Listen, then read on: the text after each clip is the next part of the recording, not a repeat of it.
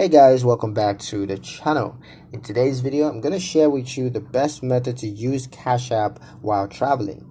Alright, so the best method to use Cash App while traveling is preparation and controlled access.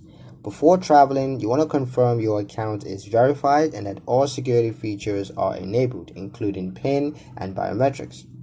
Inform yourself about where your Cash App card is accepted and keep a backup payment method available in case of issues. Avoid logging in from multiple devices or unfamiliar networks repeatedly, as this can trigger security reviews. Use secure internet connections and never access your accounts on public or shared devices. Keep balances moderate and transfer excess funds out to reduce risk. With proper preparation and cautious usage, Cash App can remain reliable even while you're away from home. But yeah, this is pretty much it for the video, guys. Hope you liked it. Hope you found the information here useful enough. If you did, like, comment, share, and subscribe for more helpful financial insights. Thank you guys for watching, and I'll see you in the next one.